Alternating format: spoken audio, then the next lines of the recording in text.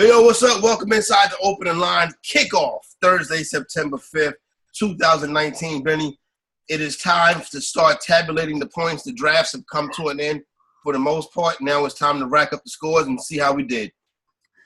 I am about as happy as I've ever been in my life right now, Corey. So here, let me run through the list of reasons why I'm happy. Obviously, opening day for NFL makes me happy. Today is also the first day of school for all my kids. So as you can see, it is very quiet here. I could drop a pin. You would hear it. It is amazing.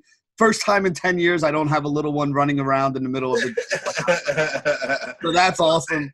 Yeah, that is awesome. You know, summer's over. They're all back. That's great. And the third thing, Corey, as you know from the whole television hitting with a book and spider webbing example. That's right.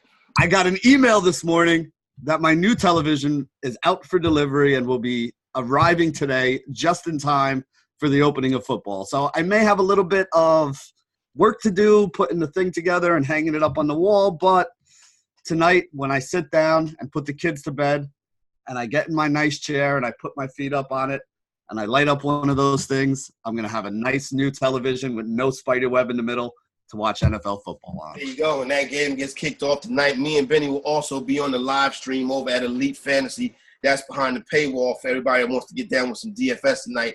Me and Benny give you a special edition of the opening line at night. So there you go right there. But that's a heavy DFS spin right there as we get you ready for week one, game one of the 2019 season. All right. Let's get into this Brissett, the player who supposed to bring everybody in the Colts offense down, but the people in Scott's Fishbowl can't seem to not empty their entire fabs for him in most leagues, Benny? Yeah, I mean, I said this yesterday. I knew it was going to happen. Like, my bid of 45 was a paltry bid that was nowhere near what it took to get him. The way they split up the Scott Fishbowl, there are, I don't even know the exact number, but there's a whole bunch of divisions, right? And you can see your division of, 12 teams, and you can also see like 4 or 5 other ones that are in your group. He went for $100, Corey, which is the exact budget. You get a $100 fab budget for the season. He went for $100 in all 5 of the groups all 5 of the divisions in my group last night. Nah, he was, like I said, I'm in that same email. Well, I'm in a different league, but basically the same theory. And you're right, Benny. It was when I looked at the email with the most of the teams in it. Because remember, he was owned in my league amazingly. Mm-hmm. I'm sure I had the only Scotch Fishbowl league where Jacoby Brissett was owned in. And the ones that I saw 3 or 4, and they all came in, Benny, around that $100 range. And I'm just like thinking to myself, wow, you know what I'm saying? How about that? So there's guys out there that are much better at, scraping data and all that stuff, all these computer terms, basically. But I saw somebody posted it yesterday. I forget who it was, or I would give them credit. But what they did is they scraped the entire data for waivers on all the Scott Fishbowl, literally all of the Scott Fishbowl leagues. I was thinking about doing that, and then I realized, why in the hell would I do that? Somebody else would do this. Go ahead. Yeah. I'm glad. Exactly. So there was one league where Jacoby Brissett went for like $22. Wow. There were a handful of them where he went for like 45 to 55. Mm-hmm. The average cost of him was $84. Yeah. And there were, I forget the exact number, but I mean, there were literally 2 or 3 pages you had to scroll down of leagues where he went for $100. A bunch of other ones where it was like 94, 96, 98, like, so basically $100 or so. Now, the way Scott Fishbowl goes, Corey, the free agents are locked from the time of kickoff until Wednesday of every week. Yep. So if you don't have any fab money, you're not going to be able to go and get those guys that get hurt during the year that you're actually going to have to bid fab money on.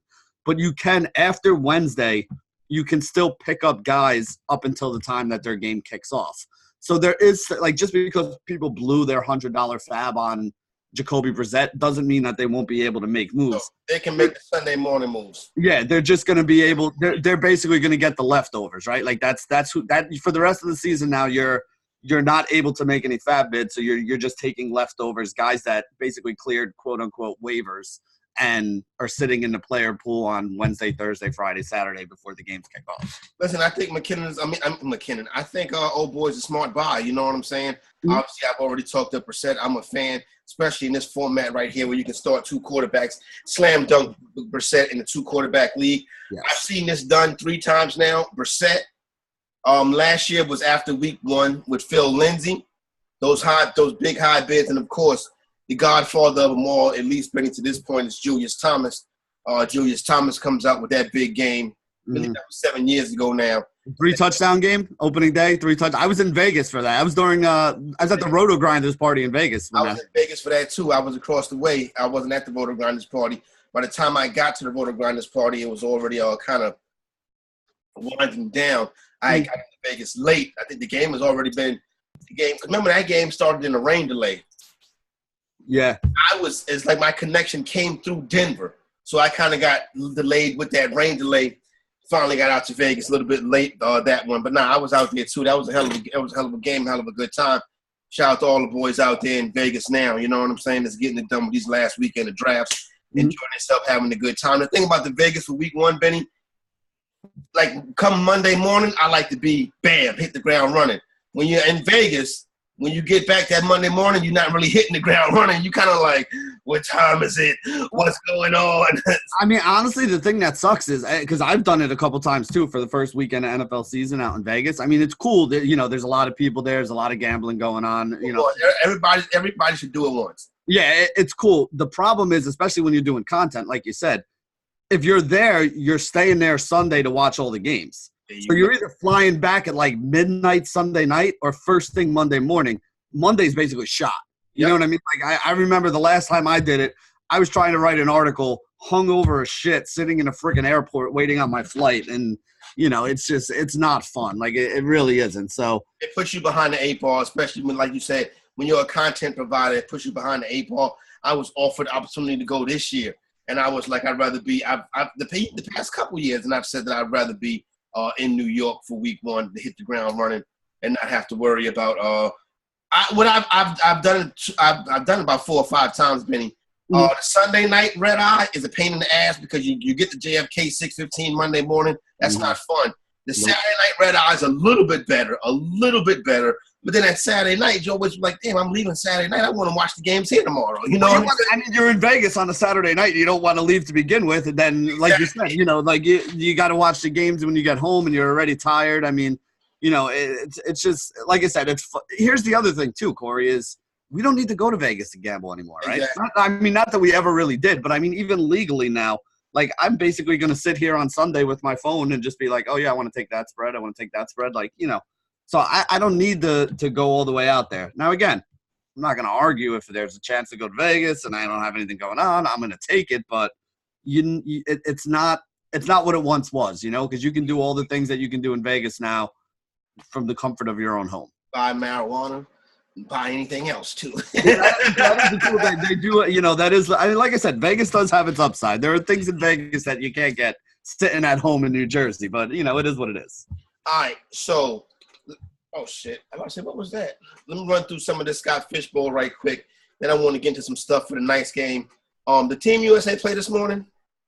I don't know, to be honest. If they did, I wasn't paying attention. They are playing right now. They have they thank God, they have a 33-point lead over Japan. All right, so that seems like that's back to normal. Okay. Let's talk about this Fishbowl thing because there's a couple interesting names. Brashard Perryman I have no interest in Brashard Perryman. I've seen a lot of this weekend, though, in the NFFC draft that I was facilitating, Benny. Terry McLaurin in D.C. is a name that people are picking up. I don't see anything worth picking up in Washington. So he showed out in the preseason, which is why I think people are kind of interested in him. Although, surprisingly, he did play a little bit in the 4th game, I think, which is weird because normally the guys that play in the 4th game are guys that are fighting for a spot on the roster. And supposedly this guy is actually going to be a starter. So we'll see how that works out. I got to be honest, though, Corey, I just don't like this offense. Yep. I mean, especially the week 1 matchup against Philly, I don't want any piece of this offense. I don't want Geis. I don't want Washington this weekend. Like they might beat the brakes off them this weekend, Benny.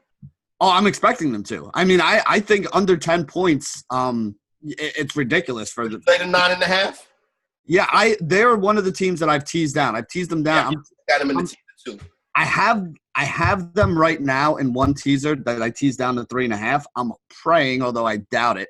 The line's probably more likely to move to 10 than it is to move to 9. But if it hits 9 and I can tease it down to 6, that's the way to go. Because I don't really want to take the 7-point teaser. You're giving up some of your return in that case.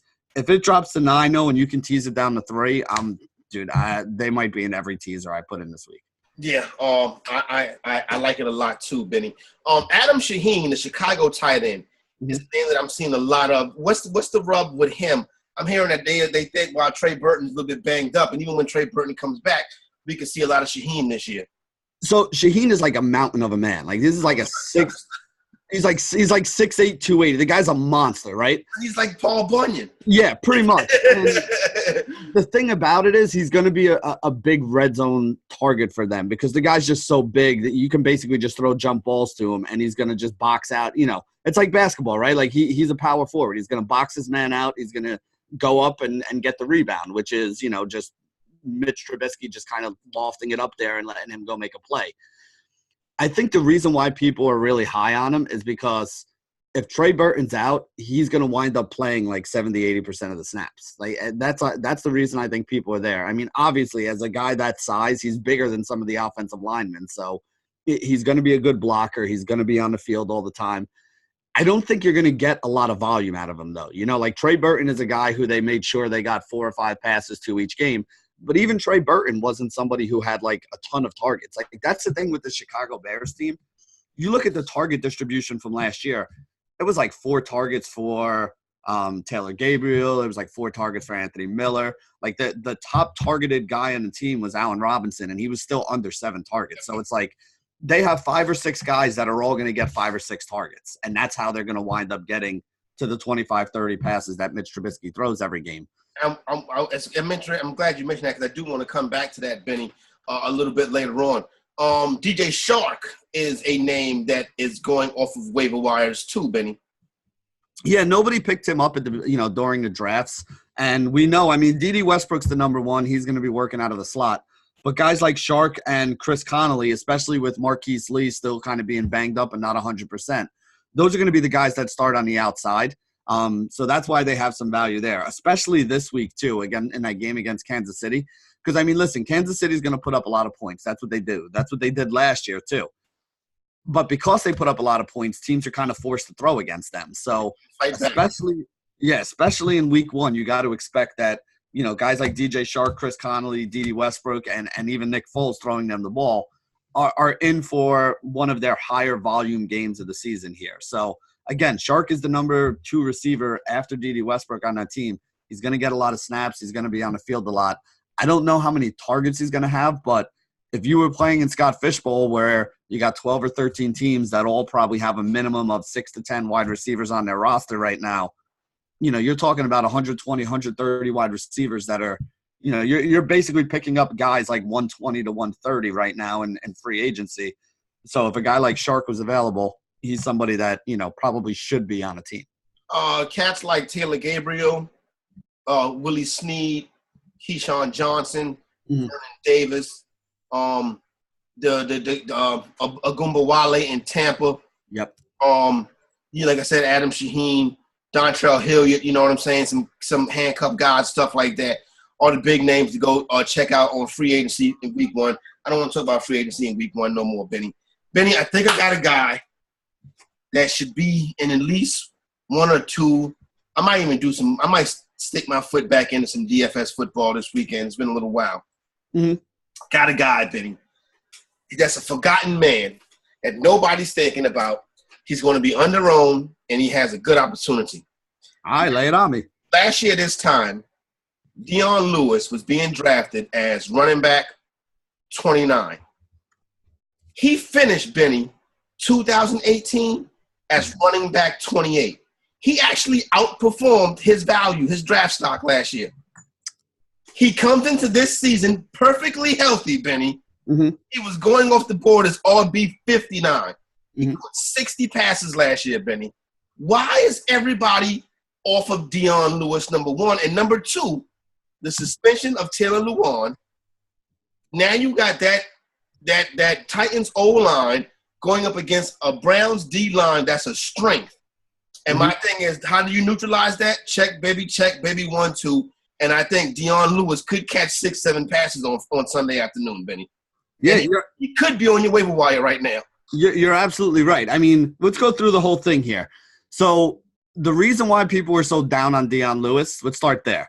The last 4 or 5 weeks of the season, he was basically an afterthought on this team. No doubt. But they were also in game scripts those last couple weeks where he could be an afterthought because the games were close or they had a lead.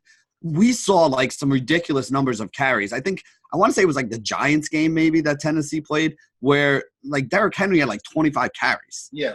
If you're going to give that many carries to a guy, that's why his numbers at the end of the season look so good, and that's why some people were kind of high on him this year. But let's think about this, Corey. Do you think the Tennessee Titans are going to be good this year? Here's the thing. Let me say it this way. Do you think they're going to be playing from ahead or playing from behind more often? They're going to be playing from behind. And whose game script is playing from behind? Dion Lewis or Derrick Henry? Dion Lewis' game script is playing from behind. And I wouldn't be surprised the Titans in the playoffs. They're one of those teams that kind of just hang around. I think their quarterbacks think, but they figure out a way to get there. So this is my whole thing with it is if you think that the Titans are going to be playing from behind is the game script that favors Dion Lewis. Because Derrick Henry is a very good running back, but all he does is run. He's not somebody who's catching passes out of the backfield. He's not somebody picking up blitzes. He's not somebody who's on the field when they're running a no huddle towards the end of a quarter or an end of a game. He's not going to be there on third down or 3rd and 7 or 3rd and 8. Where there's no threat of a run, he's not going to be out on the field. Dion Lewis is still going to have a role with this team. Yep. The question that I think a lot of people are what you need to understand for fantasy is in games that the Titans are going to keep close, in games that the Titans may have a lead and have a chance to win, that's when you don't want Dion Lewis. I don't think this is one of those games. I think the Browns are going to put up some points here. Like you said, I think the offensive line is bad. I'm not really a huge fan of this offense, in general. If they're going to be trailing this game, this could be a game that sets up more for Dion Lewis to play a large chunk of those snaps in the second half, which means, like you said, he could wind up walking away with 5 or 6 catches in this game, which, again, in a PPR setting, 5 or 6 catches, 30 or 40 yards, you're getting decent production out of a guy that may even be on the waiver wire right now. No doubt. So Dion Lewis is the name. Etch that name on your kitchen table, as my man Lenny Melnick would say, for this upcoming weekend right here. I think the Titans cover that 5.5. I think the Browns get the win. Then the Titans cover that 5.5. I would put it in the teaser too, Benny. That's what I would do with that one right there. Your boy is becoming more and more interesting to me, Benny, and I don't know if he can crack the starting lineup this week, but Ty Montgomery is going to have a role in what the New York Jets do Sunday in and Sunday out. His ability to line up out the backfield and play wide receiver, I think, is a good thing. But Benny, you're shaking your head. I don't disagree with you that he's going to have a role. I don't like the fact that he's going to have a role, but it is what it is for fantasy. We got to talk about it. If he's lining up in the slot, Benny, you know what I'm saying? You got an issue with that? You want Lev Bell to get all the work? No, I want Jamison Crowder in the slot to get work. I want Quincy Enunwa in the slot to get work. The Jets have guys that are good slot receivers. Yeah. This is my problem with the Jets is, everyone's like, oh, well, they brought in Jamison Crowder. Well, we didn't need Jamison Crowder. What you needed was another receiver on the outside so that Quincy Enunwa can stay in the slot. Yeah. Now you have the same problem that the Giants have with Golden Tate and Sterling Shepard. You have 2 guys who are better in the slot playing the same position and nobody on the outside that's worth a damn. Yep. It's just like nobody thinks when they put a team together anymore. Well, that's why you you hire a general manager and you stick with him. You let the coach run him out of town. Yeah. Let the coach bring his general manager with him. I see the Minnesota Vikings and the Atlanta Falcons. The game I've been targeting is down to 3.5 now. A lot of that money coming in on the Atlanta Falcons. I'm telling you, Atlanta is a horrible football team versus the spread. I believe they were 0-4 versus the spread this preseason. They may have not won a game against the spread in about 8-9 weeks right now, the Atlanta Falcons. I love the Vikings in this game, Benny. What I'm going to do in this one, Benny, I'm going to money line the Vikings and the Ravens. You get that at 112. That's not bad. Plus 112 or minus 112? Plus 112. Yes, anytime you can put two together and get plus money, that's a good thing. One thing I'm going to say that I'm kind of looking at, especially from like a DFS perspective, Stephon Diggs didn't practice yesterday. Now, I want to say this because it's the beginning of the year, Corey, and I don't want to have to keep saying this all year long, right? Guys who sit out Wednesday practices does not mean they're not playing Sunday. Guys who sit out Friday practices, I'm worried about not playing Sunday. So let's say that Stephon Diggs is on my I'm watching you list right now. Yeah, no doubt. I want to see him practice today. I want to see him practice tomorrow. If he practices today, he practices tomorrow. I'm not worried about him on Sunday. If he sits out again today, or if he sits out again tomorrow, or if he's limited in both of those days, I'm going to start getting a little worried about it because I didn't hear anything about Stephon Diggs being hurt. And from what they said yesterday, it was an injury. It wasn't like his wife gave birth or somebody in his family died or something like that. He was at practice. He ran some individual drills, but then he sat out the rest of the practice. So I want to find out what is going on with him because if Diggs isn't playing, they just picked up Josh Dotson. They got rid of Treadwell. They're a little thin at wide receiver other than Diggs and Thielen. Yeah. If Diggs isn't going to play, I mean, who the hell else are they going to throw the ball to? You know what I'm saying? So Rudolph to get a little bit more work, particularly in the red zone. And it's going to be Adam Thielen. I got a Thielen. You know what I'm saying? Well, that's the reason why I'm watching it because if there's no Diggs, it's going to be tough I'm going to wind up having a lot of Thielen because they're going to have to throw him the ball in that case. And even Kyle Rudolph, they have another tight end, a third-round pick that they brought in, a kid, Irv Smith. Yeah, they like him.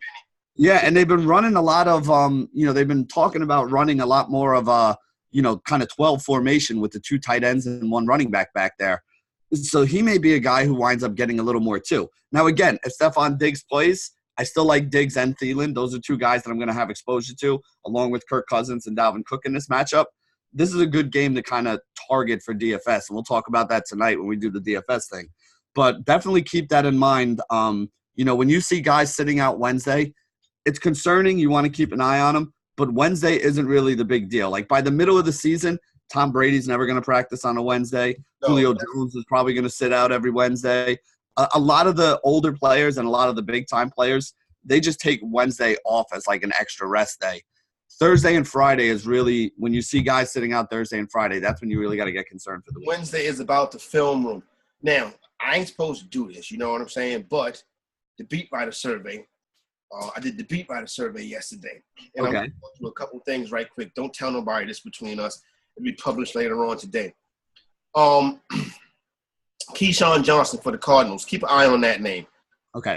Devontae Freeman. Devontae Freeman could have a very big season this year. That's big. Oh God, week 1, 5,300 on DraftKings, and all the projection systems I'm looking at have him at 5% or less.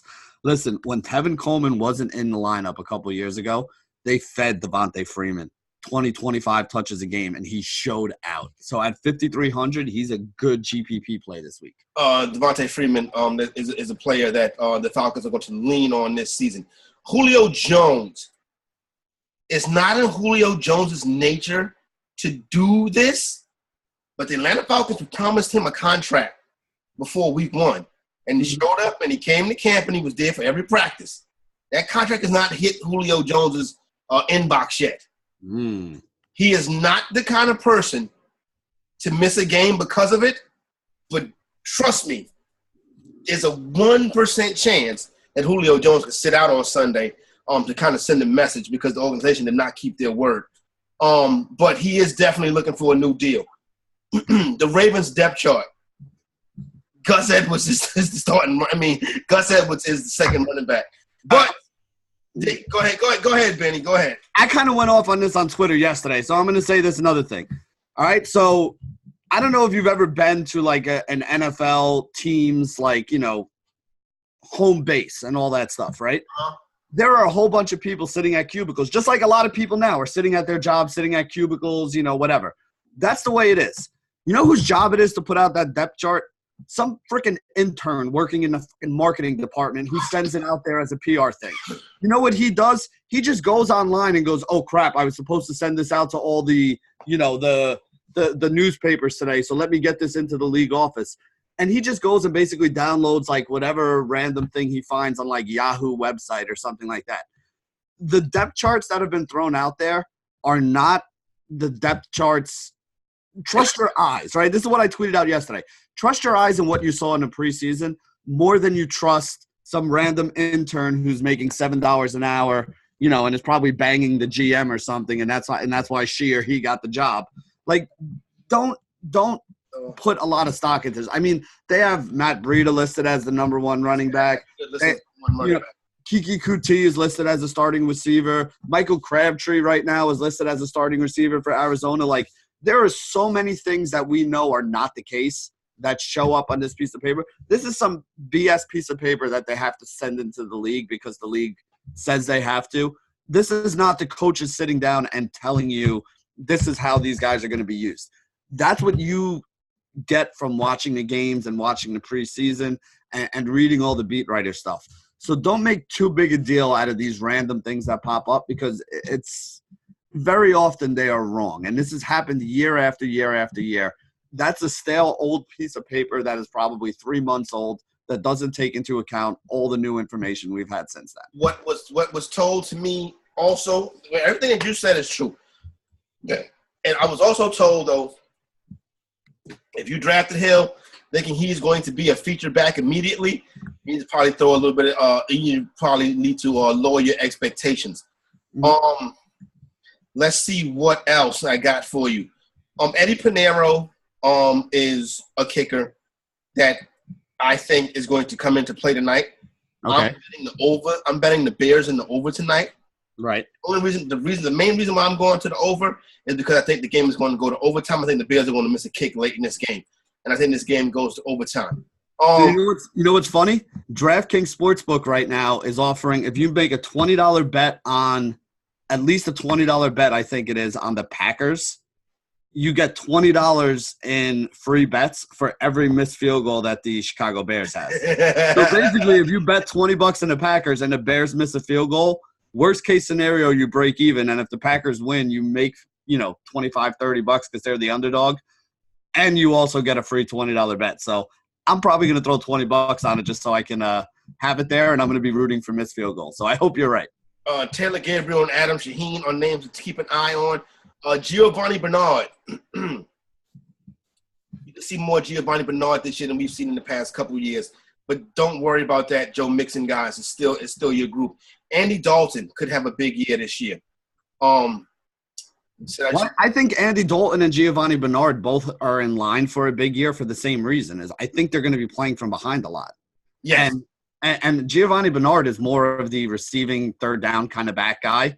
And Andy Dalton would have to be the guy who's throwing the ball if they're losing more. So the projected game script throughout the season for Cincinnati has them being down, which would benefit Giovanni Bernard and Andy Dalton. I will say this, though, Corey.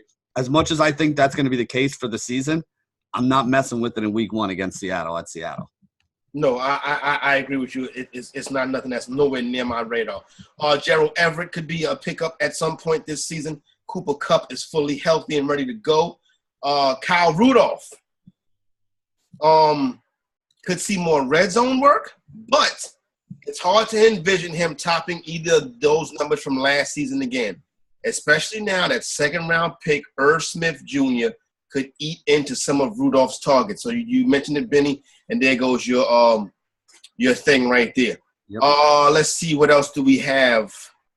Bung, bung, bung, bung, bung. Saquon Barkley will be the highest targeted guy in most games in the New York Giants offense. Point blank. That'll be the case this week also. I think Evan Ingram will be second, though. I like Evan Ingram more than Sterling Shepard. If you gave me an Evan Ingram targets and catches versus Sterling Shepard prop, I would probably be on the Ingram side. Jalen Samuels will be used a lot as a wide receiver this year in Pittsburgh's offense. Good. More rushing attempts for James Conner. Yes. Let me see. Hold on 1 second. Mariota should start the entire season. Delaney Walker should be a nice piece this year also. People are sleeping on Delaney Walker. I love Delaney Walker. I wish I had more of Delaney Walker at this point in time. So if you look back, I mean, obviously he got hurt like the first week of the season last year, right? Which sucked because you didn't have him. But if you look back to 2015 to 2017, this is a guy who saw 100 targets every one of those seasons. So he's 3,500 week one for DFS on DraftKings. Again, I do the tight end article. It'll be up Friday over on the Elite Fantasy site.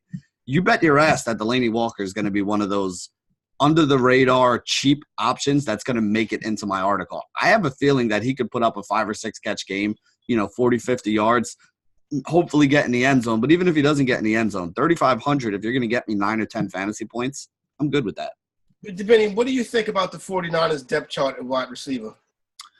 So here's the problem I have, right, is they got a bunch of guys that are kind of banged up and injured, which is something that I'm keeping an eye on right now because Dante Pettis is listed as injured, and I don't think he practiced yesterday. Who's the other guy they had? Taylor? Trent Taylor, I think is his name. Taylor, somebody who they said is injured and probably not going to play in the first week. You could see Deebo Samuels and Marquise Goodwin as the starting wide receivers in that game. I think Pettis is going to get the start. I think it's going to be Pettis and Goodwin.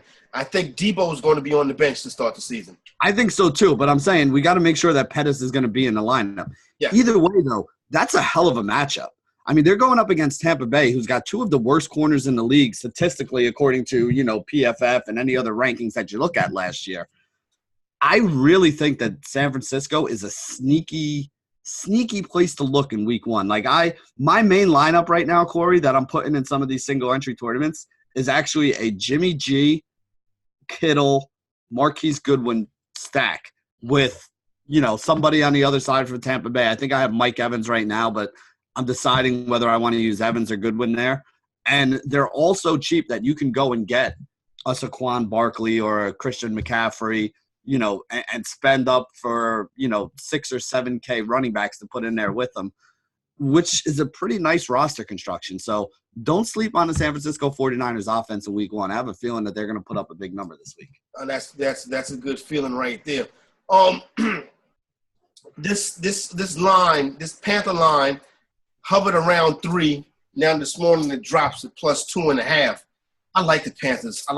This week, Benny. Are you with me on that Panther love this week, or am I biased against the Rams? Because I don't like Jared Goff. I don't. Yeah, I don't think those for me. I don't think those things have to be. The Rams eliminated the Cowboys last year, so it's kind of like people not gonna take my word for it. You know what I'm saying? Well, I'm gonna say this: are you biased against the Rams? Absolutely. Like that is definitely a yes. But the two things do not need to be mutually exclusive. I don't think that it's crazy. I mean, listen, the Carolina Panthers are a very good football team. Yeah. And they're at home this week. Now, again, tough matchup, but you got the Rams flying cross-country. Like, there's a lot of reasons why I could see the Carolina Panthers putting up a good game this week. You also have to keep this in mind. I know it's not something that anybody's really talking about yet or worrying about, but there is a hurricane heading towards the Carolinas right now at the moment. Yeah. So we don't know what kind of weather that game is going to have this weekend. Definitely could be something that we'd have to keep in mind. So the Panthers are down to plus 2.5 right now. Yeah. I like that a lot better at plus 3. I loved it at plus 3. I should have. Yeah, that's a very key number to cross. So my love at plus 3 was probably a lot more than my love is at plus 2.5.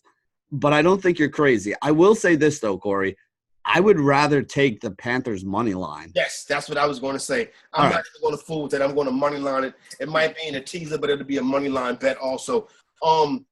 Speaking of bets, I think today and Sunday and probably Saturday too, people that live in places with mobile betting and you can bet on your phone or bet online, I would get in there and put your bets in early because these sites are going to crash today because the volume is going to be immense, especially to the people that's new to mobile in Pennsylvania.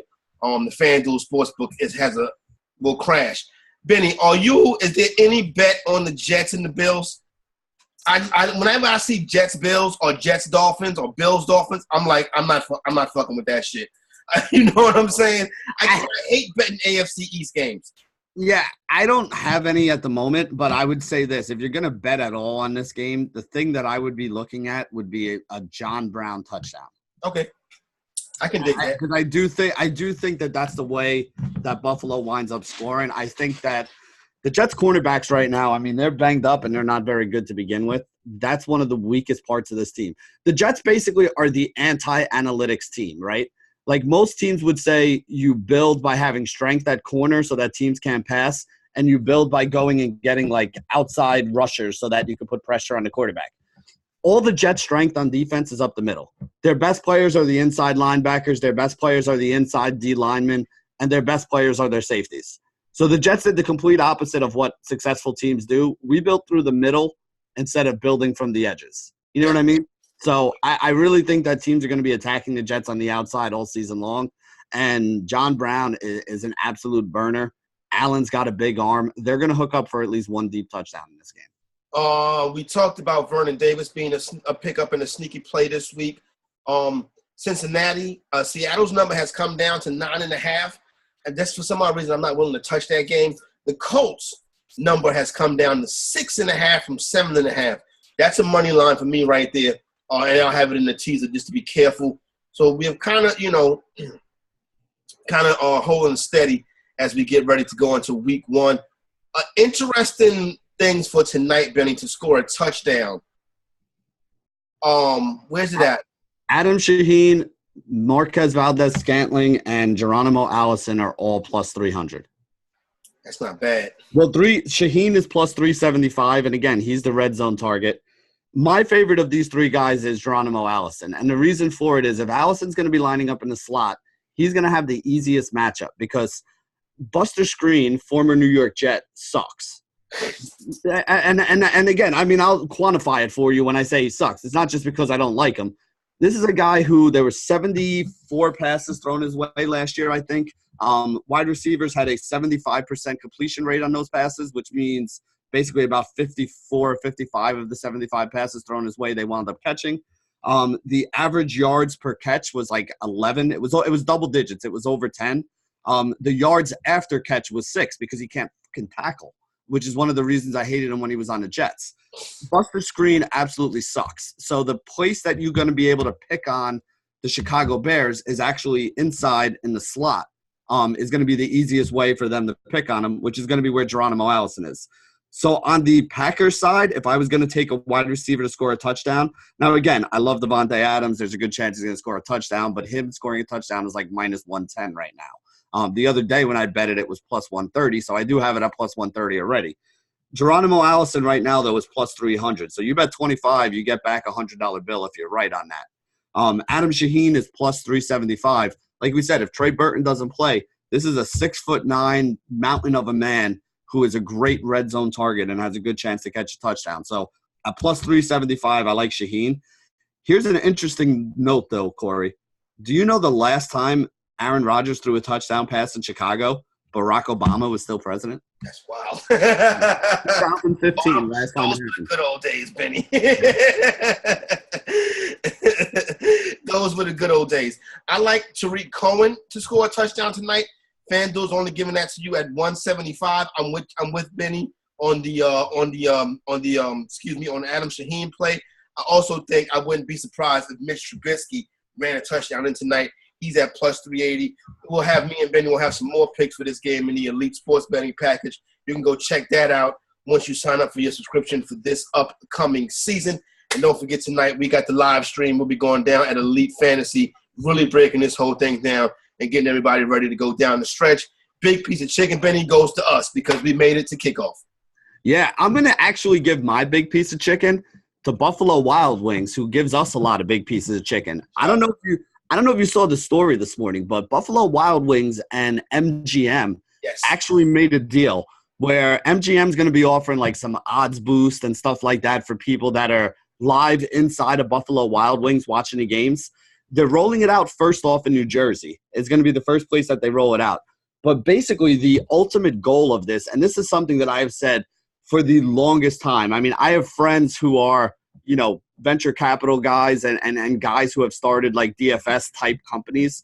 And I told them that I think this is the ultimate end game for all this sports betting stuff, is where you can go into a sports, bar like a Buffalo Wild Wings, sit down, order a beer, get your wings, get your fries, and be able to bet right from there while you're watching a game on 100 TVs right now. Because that's basically what Las Vegas is, right? Like the reason you go to the sports books in Las Vegas, you have every game on right here and you can bet right there at your fingertips. So it was just announced this morning, this deal between Buffalo Wild Wings and MGM. I'm sure you guys are going to see a lot of stuff over there, but I think it's an incredibly shrewd move from both of these companies right here. So Buffalo Wild Wings, who normally gives me big pieces of chicken, they get my big piece of chicken this morning because I think this was a very smart business decision by both them and MGM. No doubt. Agree with you 100% on that one. Don't forget to come back, sign up, subscribe to Elite Fantasy. Catch me and Benny tonight at 6 p.m. East. For my main man, Benny, I'm Corey Parson, the fantasy executive. The opening line, we are out.